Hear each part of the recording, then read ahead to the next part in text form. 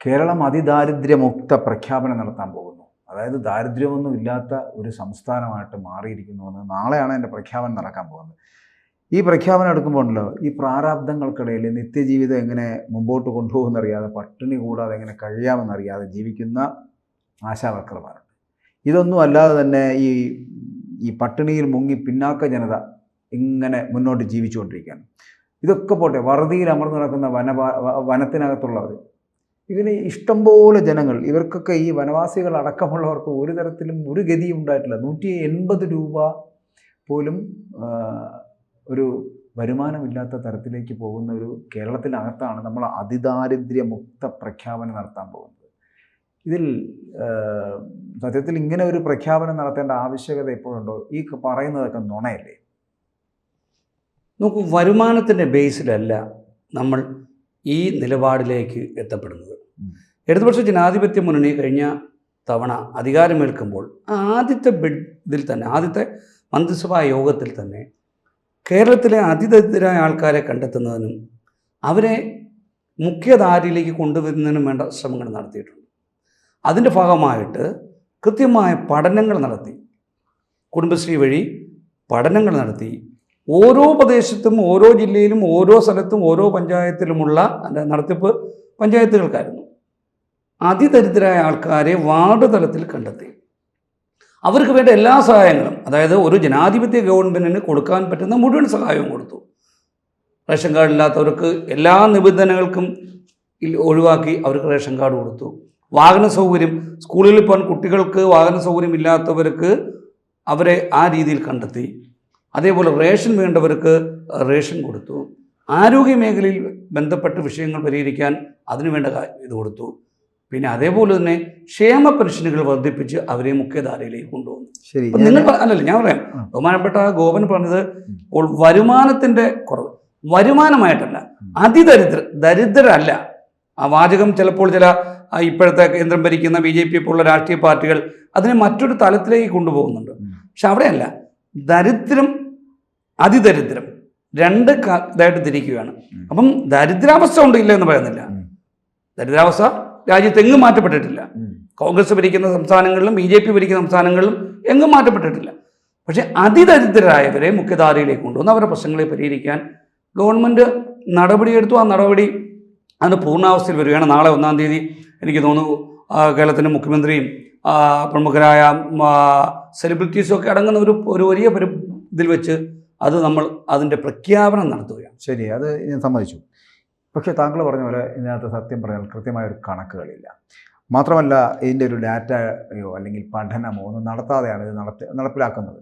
ഇതിൽ കാരണം എന്ന് പറയപ്പെടുന്നത് എന്തുകൊണ്ടാണ് അങ്ങനെയാണെങ്കിൽ ഈ പ്രഖ്യാപനം നടത്തുമ്പോൾ സംസ്ഥാന വ്യാപകമായിട്ട് ഇതിനൊരു പ്രതിഷേധം ഉണ്ടാകുന്നുണ്ട്.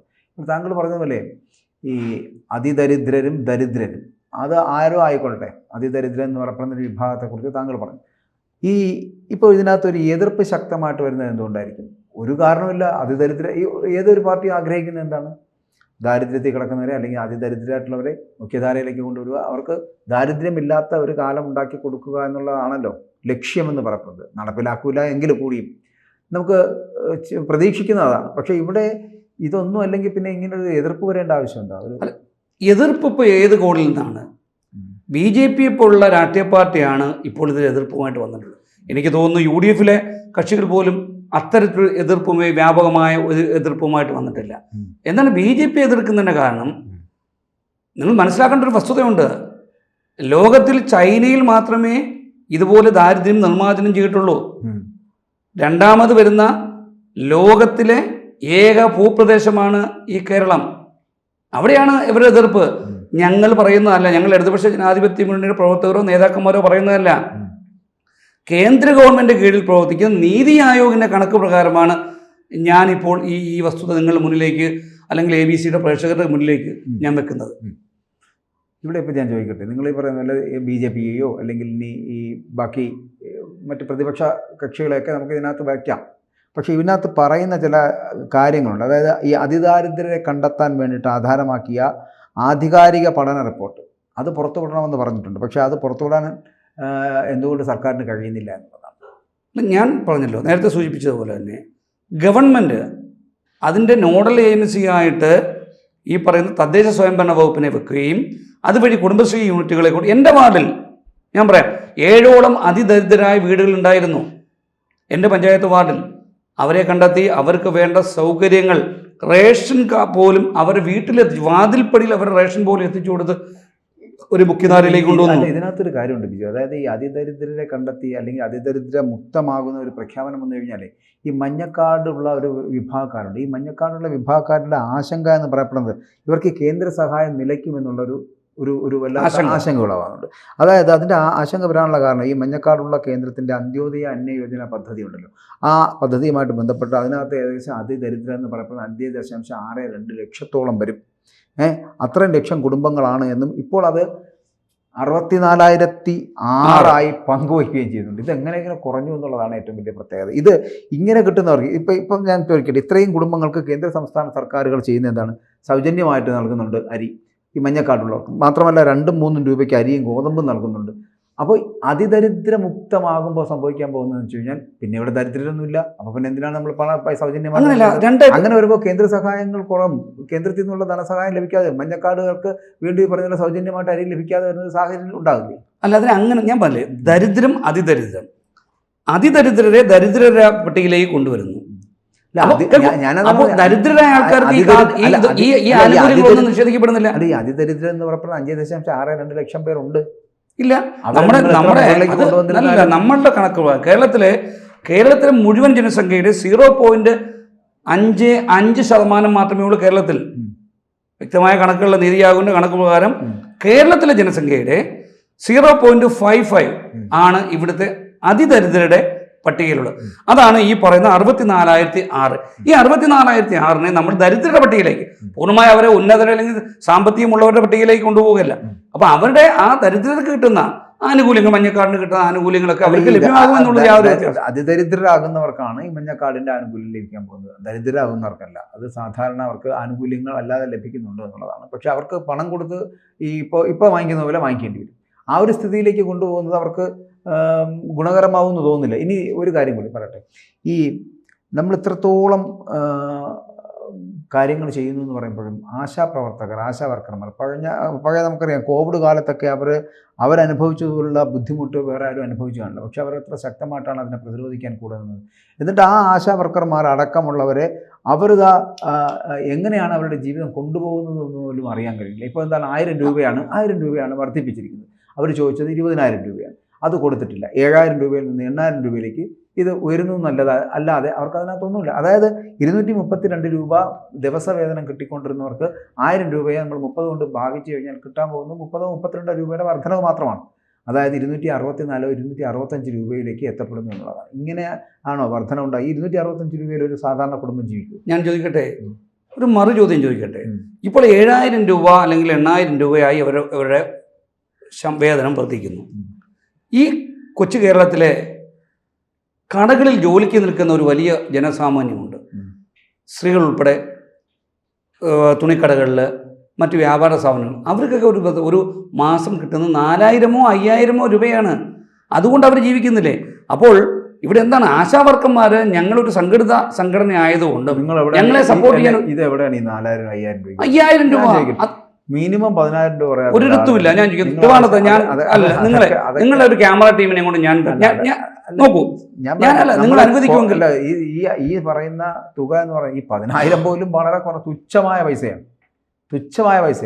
ഈ പൈസയ്ക്ക് പോലും ജീവിക്കേണ്ട മാർഗത്തിലേക്ക് പാവങ്ങൾ എത്തപ്പെടുന്നു എന്നുള്ളതാണ്. അത് അവരുടെ ഗതികേട് കൊണ്ടാണ്. നമുക്ക് എപ്പോഴും നിങ്ങൾ ഈ പറഞ്ഞ പോലെ ഇങ്ങനത്തെ വാചകം പറഞ്ഞാൽ പോരല്ലോ, 7,000 കൊടുത്തു 8,000 കൊടുത്തു അത് പോരെ എന്നുള്ളതാണോ? സത്യത്തിൽ അതല്ലല്ലോ. ഒരു സാമാന്യ ജനം ബാക്കിയുള്ളവർ ജീവിക്കുന്നത് പോലെ ജീവിക്കുന്നത്, നമ്മൾ പണക്കാർ ജീവിക്കുന്ന പോലെ ജീവിക്കുന്നത് നമ്മൾ അവകാശപ്പെടുന്നില്ല. പക്ഷേ സാമാന്യ ജനം, ഒരു സാധാരണക്കാരൻ ജീവിക്കുന്ന പോലെ ജീവിക്കാനെങ്കിൽ ഈ പാവങ്ങൾക്ക് കഴിയണം. അതിനുള്ള ഒരു അവസരം കൊടുക്കണം. അതിന് ഈ 7,000 കൊണ്ടൊന്നും ചിലവാകില്ല. ഈ ആശാപ്രവർത്തകർ അടക്കമുള്ളവർ, ഞാൻ അവരുടെ മാത്രം കാര്യമല്ല പറയുന്നത്, ആശാപ്രവർത്തകരെ പോലെ ഇഷ്ടം പോലെ വരും. ഇപ്പോൾ താങ്കൾ പറഞ്ഞ ഈ കാര്യം വളരെ ശ്രദ്ധേയമാണ്. കാരണം ഈ തുണിക്കടകളിൽ ജോലി ചെയ്യുന്നവർ സമരം ചെയ്യേണ്ട അതാണ്. അപ്പോൾ അത്തരത്തിലുള്ളവരെ കൂടെ സഹായിക്കുവാനുള്ള ഒരു മാർഗം സത്യത്തിൽ ഈ ഗവൺമെൻറ് സ്വീകരിക്കേണ്ടതല്ലേ? അപ്പോൾ അങ്ങനെ വരുമ്പോൾ മാത്രമാണ് അതിദരിദ്രരില്ലാത്ത ഒരു കേരളം എന്ന് പറയാൻ കഴിയും. ഒരു സംസ്ഥാനത്തെ മുഴുവൻ ജനങ്ങളെയും ഉന്നതിയിലേക്ക് കൊണ്ടുപോയിട്ട് ഒരു ഗവൺമെൻറ് പോകാൻ പറ്റത്തില്ല. ഏതെങ്കിലും സ്റ്റേറ്റിൽ പറ്റുമോ? കാര്യം എന്താണ്? ഇന്ത്യ ഭരിക്കുന്ന രാഷ്ട്രീയ പാർട്ടി അല്ലെങ്കിൽ ഇന്ത്യ ഭരിക്കുന്ന ഭരണ സംവിധാനം പരാജയപ്പെടുന്നു. കേരളത്തിന് ആവശ്യമായ സമ്പത്ത് അവർ തരാതിരിക്കുന്നു. നമ്മൾക്ക് അർഹതപ്പെട്ടത് വിദ്യാഭ്യാസ മേഖലയിൽ, ആരോഗ്യ മേഖലയിൽ, തൊഴിലുറപ്പ് മേഖലകളിൽ ഇതൊന്നും അവർ തരുന്നില്ല. ക്ഷേമ പെൻഷനുകൾ കേന്ദ്ര ഗവൺമെന്റ് സംസ്ഥാനങ്ങൾക്ക് തരാനുള്ള പൈസ പോലും പിടിച്ചു ചെയ്യപ്പെടുന്നു. രാഷ്ട്രീയ വിദ്വേഷത്തിന് ഫലമായി, ഈ രാഷ്ട്രീയ വിദ്വേഷത്തിന് ഫലമായിട്ട് ഒരു കേന്ദ്ര സർക്കാർ അങ്ങനെ ചെയ്യുമ്പോൾ ഒരു ജനാധിപത്യ ഗവൺമെന്റ് എങ്ങനെ പിടിച്ചു നിൽക്കാൻ കഴിയും? അതിനെയൊക്കെ തരണം ചെയ്തുകൊണ്ടാണ് ഇച്ഛാശക്തിയുള്ള ബഹുമാനായ പിണറായി വിജയന്റെ നേതൃത്വത്തിലുള്ള ഞങ്ങളുടെ മുഖ്യമന്ത്രി നേതൃത്വത്തിലുള്ള ഗവൺമെന്റ് അതിന്റെ ഒരു ഇച്ഛാശക്തി കൊണ്ടാണ് മുന്നോട്ട് പോകുന്നത്. നമ്പർ 1 കേരളം എന്നതിൽ മാറ്റമൊന്നുമില്ല. കേരളത്തിൽ ഇന്ത്യയിലെ നമ്പർ 1 കേരളം എന്നതിൽ ഒരു മാറ്റവും സംഭവിച്ചിട്ടില്ല. ആരോഗ്യ മേഖലയായാലും വിദ്യാഭ്യാസം, കേന്ദ്ര വിദ്യാഭ്യാസ മന്ത്രി പറയുന്നുണ്ട് കേരളത്തെ നിങ്ങൾ മാതൃകയാക്കുമെന്ന്. ഞാൻ സമ്മതിക്കുന്നു. ഈ പറഞ്ഞ പോലെ, താങ്കൾ പറഞ്ഞ പോലെ എല്ലാ അർത്ഥത്തിലും കേരളം നമ്പർ 1 ആണ്. CPM കാരൻ തന്നെ പറഞ്ഞിട്ടുണ്ട് സ്വർണ്ണക്കൊള്ള അടക്കമുള്ള കാര്യത്തിലും നമ്പർ 1 ആണ്. അതവിടെ നിൽക്കട്ടെ. താങ്കൾ പറഞ്ഞ ഒരു കാര്യത്തിലേക്ക് വരാം. അതായത് ഈ കേന്ദ്രം നൽകാത്ത പദ്ധതികൾ അല്ലെങ്കിൽ കേന്ദ്രം നൽകുന്ന ചില പദ്ധതികൾ നടപ്പിലാക്കുന്നുണ്ടോ? കേന്ദ്ര സഹായം നൽകുന്നില്ല അല്ലെങ്കിൽ കേന്ദ്രം പദ്ധതി വെട്ടിക്കുറയ്ക്കുന്നു എന്ന് പറയുമ്പോൾ കേന്ദ്രം നൽകുന്ന പദ്ധതികളുണ്ട്. 70 വയസ്സിന് മുകളിലേക്കുള്ളവർക്ക് 5 ലക്ഷം രൂപ വീതമുള്ള ആയുഷ്മാൻ യോജന പദ്ധതി വരുന്നു. ആ പദ്ധതി ഇവിടെ എന്തുകൊണ്ട് നടപ്പിലാക്കില്ല ഇത്രയും വർഷമായിട്ടും? 2022 ഉള്ള പദ്ധതിയാണ്, അതെന്തുകൊണ്ട് നടപ്പിലാക്കുന്നില്ല? അല്ല, ഈ കേന്ദ്രം തരുന്നു എന്ന് പറയുമ്പോഴേ ഇത് കേന്ദ്രത്തിന്റെ ഔദാര്യമൊന്നുമില്ല. GST വഴി പല വിധത്തിൽ കൂടി നമ്മൾ കേന്ദ്രത്തിലേക്ക് അടയ്ക്കുന്ന പൈസയുടെ ഒരു വിഹിതമാണ് സംസ്ഥാനങ്ങളിൽ ലഭ്യമാകുന്നത്. അത് ആരെന്താ അച്ചാരം കൊടുക്കുക എന്നൊരു ഇതുണ്ട്. അതല്ല, നമുക്ക് അർഹതപ്പെടും. കേരളം എന്ന് പറഞ്ഞാൽ എന്താണ്? കമ്മ്യൂണിസ്റ്റ് പാർട്ടിയോ ഇടതുപക്ഷ പാർട്ടികളോ ഭരിക്കുന്ന ഒരു സംസ്ഥാനം എന്ന നിലയിൽ ഞങ്ങളെ എന്ത് ചെയ്യുന്നു? ഞങ്ങളെ സാമ്പത്തികമായി ഞെരുക്കാനായിട്ട് കേന്ദ്രം ശ്രമിക്കുന്നു. അതേ ഇവിടെ സംഭവിക്കുന്നുള്ളൂ. പിന്നെ അവർ തരുന്ന തന്നെ PM ശ്രീ നോക്കൂ. അല്ല, സ്കൂൾ പദ്ധതിയുമായി ബന്ധപ്പെട്ട് ഞങ്ങൾക്ക് ഇടതുപക്ഷ ജനാധിപത്യ മുന്നണിക്ക് ആ പദ്ധതിയിൽ ചേരേണ്ടി വന്നു. കാരണം എന്താണ്? 1500 കോടി രൂപ അതിൽ ഒപ്പിടാത്തതുകൊണ്ട് പിടിച്ചു വെച്ചിരിക്കുന്നു. സ്വാഭാവികമായിട്ടും നമ്മൾ അതിനകത്ത് ഒപ്പിടേണ്ടി വന്നു. ഈ PM ശ്രീ ഞാൻ ചോദിക്കണമെന്ന് വിചാരിച്ചതല്ല, പക്ഷെ താങ്കൾ പറഞ്ഞതുകൊണ്ട് ചോദിക്കുകയാണ്. 1500 കോടി രൂപ കിട്ടിയപ്പോൾ നിങ്ങൾ നയവും നിലപാടുകളെല്ലാം മാറ്റാൻ പറ്റും? അല്ല, നയവും നിലപാടും മാറ്റില്ല. അതിനകത്ത് തന്നെ പറയുന്നത് കണ്ടന്റ് ലിസ്റ്റ് വരുന്ന ഒരു സബ്ജക്റ്റ് ആയതുകൊണ്ട് വിദ്യാഭ്യാസ കാര്യങ്ങളിൽ നമ്മൾക്ക് കരിക്കുലം നിശ്ചയിക്കുന്നതിനും സിലബസ് നിശ്ചയിക്കുന്നതിനുള്ള അവകാശം നമ്മൾ നിലനിൽക്കുകയാണ്. അല്ല, ഇതേ സംവിധാനം തന്നെയാണ് ഇത് തുടക്കകാലത്ത് 2021-22 കാലഘട്ടത്തിൽ തന്നെ ഇത് പറഞ്ഞിട്ടുള്ളത്. ഈ സംവിധാനത്തുമായിട്ട് ബന്ധപ്പെട്ട് RSSന്റെ രഹസ്യ അജണ്ട നടപ്പിലാക്കാൻ ഞങ്ങൾ തയ്യാറല്ല എന്ന് പറഞ്ഞതാണ് പിണറായി വിജയൻ. അതേ പിണറായി വിജയൻ തന്നെയാണ് ഈ 2025 ആരും അറിയാതെ, നിങ്ങൾ പോലും അറിഞ്ഞോ? നിങ്ങളുടെ ഘടകകക്ഷിയായിട്ടുള്ള നിങ്ങൾ അറിഞ്ഞോ? നിങ്ങൾ പോലും അറിഞ്ഞിട്ടില്ല, CP അറിഞ്ഞിട്ടില്ല. ഇവരാരും അറിയാതെ ഒറ്റയ്ക്ക് പോയി, ഈ ശിവൻകുട്ടി പോലും അറിയാതെ ഒറ്റയ്ക്ക് പോയി ചെയ്ത അല്ലെങ്കിൽ ഒപ്പുവെച്ച ഒരു കരാറാണ് ഈ പറയുന്ന PM ശ്രീ പദ്ധതി എന്ന് പറയുന്നത്. അപ്പോൾ 1500 കോടി രൂപയ്ക്ക് വേണ്ടി മാത്രം ചെയ്ത ഒരു പദ്ധതിയാണെന്ന് തോന്നുന്നുണ്ടോ അത്? അല്ല, ഞാൻ ചോദിക്കും, അല്ലെങ്കിൽ പിന്നെ എന്താണ്?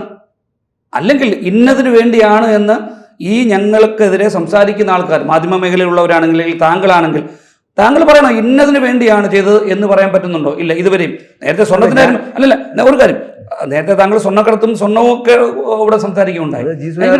G സുധാകരന് ഉള്ളത് ഞാനത് ഇപ്പൊ സത്യത്തിൽ ഓണയറിലായതുകൊണ്ട് ഞാൻ പറയുന്നത്, G സുധാകരൻ ഉണ്ടായിരിക്കുന്ന മാനസികമായ അല്ലെങ്കിൽ പാർട്ടി നേതൃത്വത്തിന് എതിരെയുള്ള അദ്ദേഹത്തിന് ചെറിയ നിലപാട് വ്യത്യാസമുണ്ട്. അതിന്റെ ഭാഗമായിട്ട് പുള്ളി പറഞ്ഞു തെളിയിക്കപ്പെട്ട ഏതെങ്കിലും കാര്യം, ഏതെങ്കിലും സ്വർണ്ണക്കടത്തിൽ ഇപ്പൊ എന്താ ശബരിമല വിഷയത്തിൽ എന്താണ് സംഭവിച്ചിരിക്കുന്നത്? സ്വർണം കണ്ടെത്തി ആരിൽ നിന്ന്? ഒരു ഉദ്യോഗസ്ഥനിൽ നിന്ന്. അല്ലേ? അതോ CPMന്റെ സംസ്ഥാന കമ്മിറ്റി അംഗത്തിന് വീട് എവിടുന്ന് കണ്ടെത്തി? ഒരു മിനിറ്റ്, സംസ്ഥാന കമ്മിറ്റി ആണോ ഇനി ജില്ലാ കമ്മിറ്റി അംഗമാണോ സംസ്ഥാന സെക്രട്ടേറിയറ്റ് അംഗമാണോ ഇതിനകത്താകാൻ പോകുന്നത്? നമുക്ക് അത് കാത്തിരുന്ന് കാണാം. മാധ്യമ അത് വേണ്ട, അത് കാത്തിരുന്ന് കാണാന്നല്ല. ഇത്ര നാളായില്ലേ, എന്തേ കാത്തിരുന്നിട്ട് കണ്ടില്ല? അന്വേഷണം നടക്കുന്നില്ലല്ലോ. നിങ്ങൾ ഇത് പറഞ്ഞല്ലോ. ഇപ്പൊ തന്നെ നോക്കട്ടെ ഒരു കാര്യം കൂടി, ഇതൊന്നും ഞാൻ ചർച്ചയ്ക്ക് വരണമെന്ന് വിചാരിച്ചില്ല. പക്ഷെ എങ്കിലും ഈ പറഞ്ഞ പമ്പയിലെ നിലയ്ക്കലിനടുത്ത് അയ്യപ്പസ്വാമിയുടെ ഒരു പെട്രോൾ പമ്പുണ്ട്. അയ്യപ്പൻ്റെ പേരിലുള്ള പെട്രോൾ ഏകദേശം 40 ലക്ഷം രൂപയാണ് അവിടെ നിന്ന് കാണാതായിരിക്കുന്നത്. ഈ 40 ലക്ഷം രൂപയുടെ കണക്കിൽ രേഖപ്പെടുത്താത്ത ഞാൻ പറഞ്ഞില്ല, അവിടെ ഓഡിറ്റിംഗ് പോലും നടന്നിട്ടില്ല. വർഷാവർഷം നടക്കുന്ന ഓഡിറ്റിംഗ് 5 വർഷമായിട്ട് അവിടെ ഓഡിറ്റിംഗ് നടക്കുന്നില്ല. കഴിഞ്ഞ 2020 ഓഡിറ്റിങ്ങിന് വേണ്ടി രേഖകൾ ചോദിച്ചപ്പോൾ രേഖകൾ കൊടുക്കാതെ ഇരുന്നവരാണ് ഇവർ. അപ്പോൾ ഇതൊക്കെ ആരുടെ കുറ്റമാണ്? അല്ല, ഇതൊക്കെ ആരുടെ കുറ്റം? നിങ്ങൾ പറയുന്ന പോലെ ഉദ്യോഗസ്ഥരുടെ കുറ്റമാണ്. പക്ഷേ ഈ ഉദ്യോഗസ്ഥരെ നിയന്ത്രിക്കാൻ വേണ്ടിയിട്ടാണല്ലോ ഒരു തിരുവനന്തപുരം ദേവസ്വം ബോർഡും പ്രസിഡന്റും ഉള്ളത്. ആ പ്രസിഡന്റ് മുമ്പിൽ അതിന്റെ മുകളിലായിട്ട് ദേവസ്വം വകുപ്പുണ്ട്, അതിന്റെ മന്ത്രിയുണ്ട്. ഇവരൊക്കെ നോക്കുകുത്തികളാണോ? അല്ല, ഇവരൊക്കെ ചോദിക്കണം. ഒരു സ്ഥാപനത്തിൽ ഒരു മോഷണം ഉണ്ടായാൽ അല്ലെങ്കിൽ സാമ്പത്തിക തട്ടിപ്പുണ്ടായാൽ അതിന്റെ ഒരു ഓഡിറ്റിങ്ങിന്റെ ഒക്കെ സമയം വരും. ആ സമയത്താണ് ഇത് കണ്ടുപിടിക്കപ്പെടുന്നത്. അതെ, ആ ഒരു വർഷം ഈ പറഞ്ഞ 40 ലക്ഷം രൂപ. അതെ, ഞാൻ പറയാം 2020 നടക്കേണ്ട ഓഡിറ്റിംഗ് ഇതുവരെ നടന്നിട്ടില്ല. 5 വർഷമായി. അല്ല, അവിടെ വർഷാവർഷം നടക്കണ്ടേ? വർഷാവർഷം നടക്കേണ്ട ഓഡിറ്റിംഗ്. അത് നടത്താനുള്ള ഞാൻ പറഞ്ഞേക്കും, അവിടെ ഈ പൈസ കൊണ്ടുപോയത് ഉദ്യോഗസ്ഥരാണല്ലോ. അല്ലാതെ ഞങ്ങൾ ദേവസ്വം ബോർഡ് പ്രസിഡന്റ് അദ്ദേഹം വെല്ലുവിളിച്ചല്ലോ. ഞാൻ ചോദിക്കുന്നത് ഞങ്ങളുടെ ദേവസ്വം ബോർഡിന്റെ മെമ്പർമാര്. നമുക്ക് അതിലേക്ക് പോണ്ട. പക്ഷെ ഞാൻ പറഞ്ഞതേ ഉള്ളൂ, ഇത്തരത്തിലുള്ള വിഷയം വരുമ്പോൾ 5 വർഷമായിട്ടൊരു ഒരിടത്ത് ഈ പറഞ്ഞ പോലെ ഒരു തരത്തിലുമുള്ള കണക്കുകൾ കാണിക്കുന്നില്ല എന്നുണ്ടെങ്കിൽ, ഓഡിറ്റിംഗ് നടക്കുന്നില്ല എന്നുണ്ടെങ്കിൽ അത് ശ്രദ്ധിക്കേണ്ടതില്ല. അല്ല, അത് ശ്രദ്ധിക്കേണ്ടത് അത് ഈ പ്രസിഡന്റ് അത്രേ ഉള്ളൂ. ഞാൻ അത് അത് അംഗീകരിക്കാവുന്ന കാര്യമാണ്. അതിനകത്ത് ഒരു അല്പം ശ്രദ്ധക്കുറവ് വന്നു എന്നുള്ളത് വെക്കാം. പക്ഷെ അത്തരത്തിലുള്ള കള്ളത്തരങ്ങൾ ചെയ്യുവാനായിട്ട് കള്ളത്തരങ്ങൾക്ക് പ്രേരണയാകും.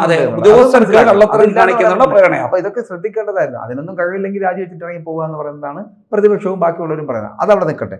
അപ്പോൾ നമ്മൾ പറഞ്ഞു വന്ന അതിദാരിദ്ര്യ മുക്തമാകുന്ന പ്രഖ്യാപനമാണ്. അപ്പോൾ ഇവിടെ ഞാൻ പറയട്ടെ, ആശമാര് പട്ടിണിയിലാണ്, വനവാസികൾ പട്ടിണിയിലാണ്. താങ്കൾ ഈ പറഞ്ഞ ആരോഗ്യ മേഖലയുടെ വിഷയം എടുത്താലുണ്ടല്ലോ, ആരോഗ്യ മേഖലയിലേക്ക് പോയി കഴിഞ്ഞാൽ ഇപ്പം തന്നെ ഏകദേശം അവിടെ പോഷകാഹാരക്കുറവ് കൊണ്ട് തന്നെ ശിശുമരണങ്ങൾ നിരവധിയാകുന്നു.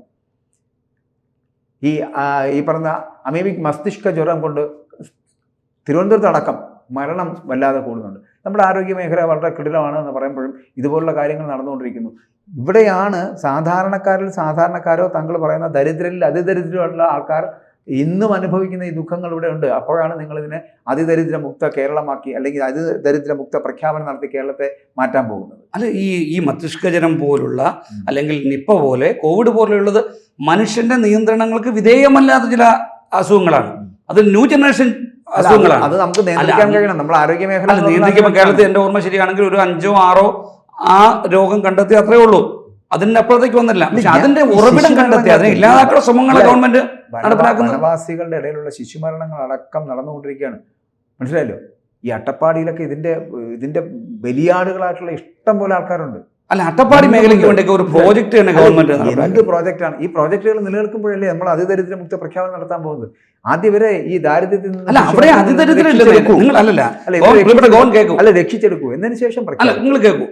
ഞാൻ ആദ്യം പറഞ്ഞു, ദരിദ്രരെയും അതിദരിദ്രരെയും രണ്ടായിട്ട് കാണാം. ഈ ചർച്ച ഫലപ്രദമാവും. നിങ്ങളുടെ പ്രേക്ഷകരെ നിങ്ങൾ കേൾക്കുമ്പോൾ നിങ്ങളെ തീർച്ചയായിട്ടും നിങ്ങൾ ജനങ്ങളിലേക്ക് തെറ്റായ ഒരു മെസ്സേജ് കൊടുക്കില്ല. നിങ്ങളെ പോലൊരു സ്ഥാപനവും നിങ്ങളെ പോലൊരു മാധ്യമ പ്രവർത്തകനും. ഞാൻ അതുകൊണ്ടാണ് പറഞ്ഞത്, നിങ്ങൾ ഈ സർക്കാരിനെ ഞങ്ങൾ ഇവരെ സമ്പന്നരാക്കിയെന്നല്ല, സർക്കാരിനോടൊപ്പം നിൽക്കുന്ന ആളായതുകൊണ്ട് സമ്പന്നരാക്കിയെന്നല്ല. ഇപ്പൊ ക്ഷേമ പെൻഷൻ, നമ്മൾ അവർക്കുള്ള ക്ഷേമ പെൻഷൻ 1600 2000 രൂപയാക്കുന്നു. അവിടെ എന്തെങ്കിലും പ്രശ്നം ഉണ്ടെങ്കിൽ പരിഹരിക്കാൻ അവർക്ക് 400 രൂപയും കൂടെ അഡീഷണൽ ആയിട്ട് അവർ കൊടുക്കുകയാണ്. തദ്ദേശ സ്വയംഭരണ തെരഞ്ഞെടുപ്പ്, നിയമസഭാ തെരഞ്ഞെടുപ്പ് ഒന്നും വന്നില്ലെങ്കിൽ ഈ 400 രൂപ കൂട്ടില്ലായിരുന്നു. അല്ല, അങ്ങനെ അങ്ങനെ നിങ്ങൾ ഇതിനെ രാഷ്ട്രീയമായി അതൊക്കെ സാധാരണക്കാർക്ക് നിങ്ങളുടെ ഈ മുഖ്യമന്ത്രിക്ക് ഇതുവരെ നോക്കാൻ കഴിഞ്ഞില്ലായിരുന്നു. ഈ 4.5 വർഷം അറിയാൻ പാടില്ലായിരുന്നു ഇവിടുത്തെ ജനങ്ങൾ ഇത്രയും വറുതിയിലാണ് കിടക്കുന്നത്. ഇപ്പൊ ഈ 400 രൂപ കൂട്ടി 2023 ബഡ്ജറ്റിൽ ഒരൊറ്റ കാര്യം കൂടി, കഴിഞ്ഞ ഒരു മാസത്തിന് മുമ്പ് അല്ലെങ്കിൽ 2 ആഴ്ചയ്ക്ക് മുമ്പ് 1600 എന്നുള്ളത് 1800 ആക്കാൻ പോയ ഗവൺമെന്റ് ആണ് പെട്ടെന്ന് 1800 എന്നുള്ളത് 2000 ആക്കിയിരിക്കുന്നത്. അപ്പൊ അതെന്തുകൊണ്ടാണെന്ന് എല്ലാവർക്കും അറിയാം. ഈ സ്വാമി അയ്യപ്പനും അയ്യപ്പന്റെ കോപമൊക്കെ കൂടെ വന്നപ്പോഴത്തേനും വിശ്വാസികളുടെ ഒരു വല്ലാത്ത വിപ്ലവം ഉണ്ടാകുന്ന കാലഘട്ടത്തിൽ വോട്ട് അയ്യപ്പന്റെ കോപം എങ്ങനെ ഞങ്ങളുടെ മുകളിൽ വരും? ഇടതുപക്ഷ ജനാധിപത്യ മുന്നണിയുടെ മുകളിൽ ഒരു കാരണവശാലും അയ്യപ്പ കോപമോ അല്ലെങ്കിൽ ക്രൈസ്തവ ക്രിസ്തുവിന്റെ ഇതോ അല്ലെങ്കിൽ നബിയുടെ പേരിലുള്ള ശാപമോ വരില്ല. കാര്യം ഞങ്ങൾ ആ തരത്തിലുള്ള ഒരു പ്രവൃത്തിയും, നമ്മൾ പണ്ട് പറയും ദൈവത്തിന് നിരക്കാത്ത പ്രവൃത്തികൾ, ദൈവവിശ്വാസം ഉണ്ടോ ഇല്ലെന്ന് രണ്ടാമത്തെ കാര്യമില്ലല്ലോ. അല്ല, അത് രണ്ടാമത്തെ കാര്യം, വിശ്വാസം ഉണ്ടല്ലോ. അപ്പം ദൈവത്തിന് നിരക്കാത്തതൊന്നും ഞങ്ങൾ ഇടതുപക്ഷ ജനാധിപത്യ മുന്നണി ഇതുവരെ ചെയ്തിട്ട്. ശരി, ആയിക്കോട്ടെ. എന്തായാലും അതിദരിദ്ര മുക്ത പ്രഖ്യാപനം എന്ന് പറയപ്പെടുന്നത് കേരളത്തിനുള്ള വെല്ലുവിളിയാണ് എന്ന് എനിക്ക് പറയാം. അങ്ങനെ ഒരു വെല്ലുവിളി ഉണ്ടെങ്കിൽ ഞങ്ങൾ ഏറ്റെടുക്കാൻ തയ്യാറാണ്. ഞങ്ങൾ വീണ്ടും ഒരു ഗവൺമെന്റ് കേരള സംസ്ഥാനത്തിൽ അധികാരത്തിൽ വരാൻ പോകുന്ന സമയത്ത് അവിടെ ഏതെങ്കിലും വെല്ലുവിളി ഉണ്ടെങ്കിൽ അതിനെ ചങ്കുറ്റത്തോടെ ഏറ്റെടുക്കാൻ ഞങ്ങൾ ഇടതുപക്ഷം തയ്യാറാണെന്ന്. ശരി, ആയിക്കോട്ടെ. കൂടുതൽ വാർത്തകളും വിശേഷങ്ങളും നിങ്ങളിലേക്ക് എത്താൻ ABC മലയാളം സബ്സ്ക്രൈബ് ചെയ്യുക, ബെൽ ബട്ടണും അമർത്തുക.